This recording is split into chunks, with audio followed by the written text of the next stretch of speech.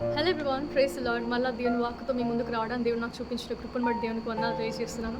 ఇవాళ నేను daily portion నేను చదువుతా ఉన్నప్పుడు ఎజీకియల్ చాప్టర్ నేను చదువుతా ఉన్నప్పుడు 29th చాప్టర్లో ఒక 2 వర్సెస్ నాకు కొన్ని విషయాలు జ్ఞాపకం చేసే అవి మీతో పంచుకోవాలని అనుకుంటున్నాను. అయితే ఎజీకియల్ బుక్లోని చాప్టర్ 29 వర్సెస్ 6 and 16 మనం చదువుదాము. Then all the inhabitants of Egypt shall know that I am the Lord, because they have been a staff of reed to the house of Israel. అది తెలుగులో కూడా నేను చదువుతాను. అప్పుడు నేను యెహోవానై ఉన్నాననియు ఐగుప్తీయులందరూ తెలుసుకొందురు. ఐగుప్తు ఇశ్రాయేలులకు రెల్లు వంటి చేతికర్రాయను. వారు నిన్ను చేతి పట్టుకొనినప్పుడు నీ విరిగిపోయి వారి ప్రక్కలు గుచ్చుకొంటివి. వారు నీ మీద ఆనుకొనగా నీ విరిగిపోయి వారి నడుములు విరిగిపోవుటకు కారణమైతివి. హల్లెలూయా. అలాగే 16th వర్స్ కూడా నేను చదువుతాను. No longer shall it be the confidence of the house of Israel, but will remind them of their iniquity when they turn to follow them. Then they shall know that I am the Lord God. అలాగే తెలుగులో కూడా నేను చదువుతున్నాను. ఇజ్రాయేలీయులు తాము చేసిన దోషము మనసునకు తెచ్చుకొని వారు తట్టు తిరిగిన ఎడల ఐగుప్తీయులు ఇక వారికి ఆధారముగా ఉండరు. అప్పుడు నేను ప్రభువైన యెహోవానై ఉన్నానని వారు తెలుసుకుందరు. హల్లెలూయా. ఈ వాక్యాలు నేను చదివితే నాకేం జ్ఞాపకం వచ్చిందంటే, ఇక్కడ ఈజిప్ట్ని దేవుడు నాశనం చేస్తారు. తనకున్న గర్వాన్ని బట్టి నాశనం చేస్తే ఇజ్రాయేలీలకి ఒక పాఠం దేవుడు నేర్పిస్తారు. ఏంటంటే, ఇక్కడ 16th వర్స్ మనం చూసుకున్నట్లయితే ఇజ్రాయేల్ ప్రజల యొక్క కాన్ఫిడెన్స్ ఏదైందంటే ఐగుప్తు ఉందంట. ఇక్కడ ఐగుప్తుకు మనం సాదృశ్యంగా ఏం చెప్పుకుంటాం ఎప్పుడు? పాపము, బానిసత్వము, అలానే లోకానికి సాదృశ్యంగా మనం ఎంచుతాం కదా. ఇక్కడ ఇజ్రాయేల్ ప్రజలు తమకు సమస్య వచ్చినప్పుడు, అంటే వేరే దేశాలు, బబులోను దేశము వారికి అగెయిన్స్ట్గా వచ్చినప్పుడు పోరాడడానికి వారు ఎవరిని ఆశ్రయించారు అంటే ఐగుప్తును ఆశ్రయించారంట. తమ పక్షముగా పోరాడతారని, తమ పక్షముగా సహాయం చేస్తారని, ఐగుప్తు గొప్ప బలము కలిగిందని, పవో కలిగిందని చెప్పి ఐగుప్తును ఆశ్రయించిందంట. కానీ దేవుడు అంటున్నాడు 6వ వచనంలో, Then all the inhabitants of Egypt shall know that I am the Lord, because they have been a staff of reed to the house of Israel. అంటే అది రెల్లు వంటిదిగా ఉందంట. రెల్లు వంటి చేతి కర్రలాగా ఉందంట ఇజ్రాయేల్ ప్రజలకి. అంటే రెల్లు అంటే మనకు తెలుసు కదా, దాంట్లో రిజిడిటీ ఉండదు, అంటే బలం ఉండదు. ఎట్లా ఉంటుంది? ఫ్లెక్సిబుల్గా ఉంటుంది కదా. మన గ్రాండ్ పేరెంట్స్ మనం చూసుకున్నట్లయితే వారు ముసలి వయసులో ఏం చేస్తారు? కర్రను యూజ్ చేస్తారు కదా. అంటే కర్రను యూజ్ చేసినప్పుడు వాళ్ళు దాని సపోర్ట్ తీసుకుంటూ ముందుకు ఒక అడుగు ముందుకు వేస్తారు. అలాగే ఏంటంటే వాళ్ళ యొక్క స్ట్రెంత్ అంతా, బాడీలో వెయిట్ అంతా మ్యాక్సిమం ఒక స్టెప్ వేయడానికి వారు దాని మీద పెడతారు. ఆ యొక్క స్ట్రెంత్ అంతా కర్ర మీద పెడతారు. ఆ కర్ర దాన్ని హ్యాండిల్ చేయగలుగుతుంది, ఎందుకంటే దాని యొక్క రిజిడ్నెస్, అంటే దాని యొక్క స్ట్రెంత్ అట్లా ఉంది. కానీ ఈ రెల్ అంటే ఏంటి? అటువంటి స్ట్రెంత్ దానికి ఉంటుంది. మనకు తెలుసు కదా, అది ఫ్లెక్సిబుల్గా ఉంటుంది, అటు కదిలిపోతుంది, ఇటు కదిలిపోతుంది. సో ఐగుప్తు అంట అట్లుందంట, ఇజ్రాయిల్కి అట్లా ఉందంట. అంటే ఇక్కడ మనం అర్థం చేసుకోవచ్చు ఏంటంటే, అది ఒక బలమైన ఆశ్రయంగా లేదు ఇజ్రాయెల్ ప్రజలకి, దేవుని బిడ్డలకి అది ఆశ్రయంగా లేదు, అది ఆనుకోవడానికి సరిపడిందిగా లేదు. అయినప్పటికీ వారికి ఆ సమయంలో సహాయం కావాలని ఐగుప్తు అంటే చెప్పాను కదా ఆల్రెడీ, లోకానికి, పాపానికి సాదృశ్యంగా ఉందని. సో వాళ్ళు ఏం చేశారు?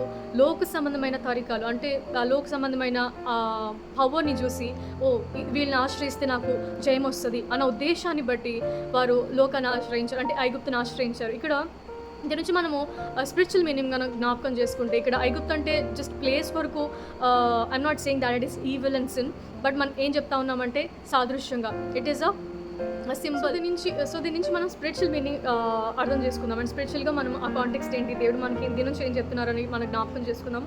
6వ వర్స్లో మనం చూస్తున్నట్లయితే 6వ వచనంలో ఐగుప్తు అనేది ఒక స్టాఫ్ ఆఫ్ రీడ్గా ఉంది. ఐగుప్తు అనేది ఒక పాపానికి, లేకపోతే లోక సంబంధమైన వాటికి సాదృశ్యంగా ఉంది, లోకానికి సాదృశ్యంగా ఉంది కదా. ఇక్కడ 16వ వచనాన్ని మనం చూసినట్లయితే, ఇజ్రాయేలీయులు తాము చేసిన దోషము మనసునకు తెచ్చుకొని వారు తట్టు తిరిగినడల ఐగుప్తీయులు ఇక వారికి ఆధారముగా ఉండరు. అప్పుడు నేను ప్రభు అయిన యెహోవానై ఉన్నానని వారు తెలుసుకుందరు. ఇంగ్లీష్లో చాలా చక్కగా ఉంటుంది. I'm reading it. No longer shall it be the confidence of the house of Israel, but will remind them of their iniquity when they turn to follow them. Then they shall know that I am the Lord God. No longer shall it be the confidence of the house of Israel. Hallelujah. ఇక్కడ వారు లోకాన్ని ఆశ్రయించారు, కానీ వారు జయం పొందారా? లేదు. Israel ప్రజలు జయం పొందలేదు. ఇక్కడ ఇజ్రాయెల్ ప్రజలకి ఇంకా కాన్ఫిడెన్స్ దాని మీద, అంటే ఐగుప్తు మీద లేకున్నట్లు దాన్ని ఏం చేస్తారంటే అదొక స్టాఫ్ ఆఫ్ ఫ్రీడ్గా వారికి ఉందన్నట్లు, అంటే రెల్లు వంటి చేతికరలాగా ఉందంట. వారికి ఇజ్రాయెల్ ప్రజలకి అది సహాయంగా లేకపోవడమే కాక ఇంకా హానికరంగా మారిందంట. మనం 7వ వచనం కూడా మనం చూసినట్లయితే ఇట్లుంటుంది కదా, వారు నిన్ను చేత పట్టుకొనినప్పుడు నీవు విరిగిపోయి వారి ప్రక్కలు గుర్చుకొంటివి. వారు నీ మీద ఆనుకొనగా నీవు విరిగిపోయి వారి నడుములు విరిగిపోవుటకు కారణమైతివి. అంటే అదొక మేలుకరమైన సంగతి కాదు కదా. వాళ్ళకి ఏంటి, వాళ్ళు ఆశ్రయించినప్పుడు వాళ్ళకి ఏం జరిగింది, ఇన్ రిటర్న్ మేలు జరగలేదు కానీ ఇంకా హానియే జరిగింది. ఎప్పుడైతే లోక సంబంధమైన విషయాల్లో వారు ఆశ్రయించారో వారికి చివరికి దక్కింది ఏంటంటే పెయిన్ కదా. పెయిన్ రిజల్ట్గా ఉంది. ఈ కాంటెక్స్ని మనం మన లైఫ్కి అప్లై చేసుకుంటే స్పిరిచువల్గా మనం చూసుకుంటే ఎట్లా ఉంటుంది. మనం కూడా కొన్నిసార్లు అట్లనే ఉంటాం కదా.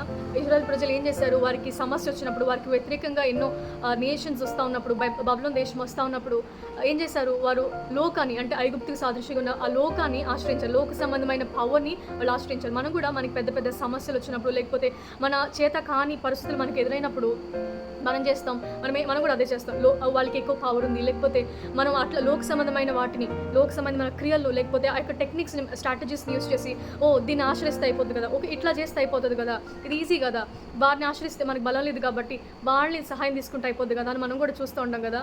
కానీ మొదటిగా మనము కలిగి ఉండాల్సిన తలంపు ఏంటంటే దేవుని వద్దకు మనం వెళ్ళేవారుగా ఉండాలి. దేవుడు నమ్మదగిన దేవుడు, అలాగే ఆనుకోవడానికి చాలినవాడు. ఎల్ షదాయ్ అని వాక్యం సెలవిస్తూ ఉంది కదా. ఆయన ఎల్ షదాయ్, ఆయన పేరులో ఒక పేరు ఎల్ షదాయ్ అంటే సర్వశక్తిమంతుడు. అలాగే వాక్యం సెలవిస్తుంది, దేవుడు బలము నాదని ఒక మారు సెలవివ్వగా నాకు 2 మార్లు వినబడని భక్తుడు సెలవిస్తూ ఉన్నాడు కదా కీర్తనలో. అలాగే ఆయన బలము కలిగినవాడు, సర్వశక్తిమంతుడు, ఆయన ఆనుకోవడానికి ఆయన చాలినవాడు, ఆయన మనకి సరిపోయిన దేవుడుగా ఉన్నాడు కదా. సో మనకి ఏమైనా అవసరమైనప్పుడు, మన చేతకాని పరిస్థితి వచ్చినప్పుడు, ఇజ్రాయెల్ ప్రజలపై ఎట్లాంటి వ్యతిరేకమైన పరిస్థితులు వచ్చాయి, మనకు కూడా అటువంటి పరిస్థితులు వచ్చినప్పుడు, వ్యతిరేకమైన స్థితులు వచ్చినప్పుడు మనము లోక సంబంధమైన అంటే ఐగుప్తుని, లేకపోతే లోక సంబంధమైన విషయాల్ని ఆశ్రయిస్తే ఇట్లానే ఉంటుందంట. స్టాఫ్ ఆఫ్ రీడ్గా అంటే రెల్లు వంటి చేతకరలా ఉంటుందంట. అది మేలు చేయడం మానేసి ఇంకా చివరికి ఏం జరుగుతుంది, ఇంకా మనకి హాని చేసేది కదా, చివరికి హామ్ చేసేదిగానే ఉంటుందంట. సో మనము ఆశ్రయించాలి ఏంటంటే, దేవుడు అన్నాడు ఇంకా దానికి ఎప్పుడు ఇజ్రాయెల్కి ఎప్పుడు అది కాన్ఫిడెన్స్గా, ఐగుప్తు కాన్ఫిడెన్స్గా లేకుండా చేస్తానని 16వ వచనంలో దేవుడు చెప్తాను.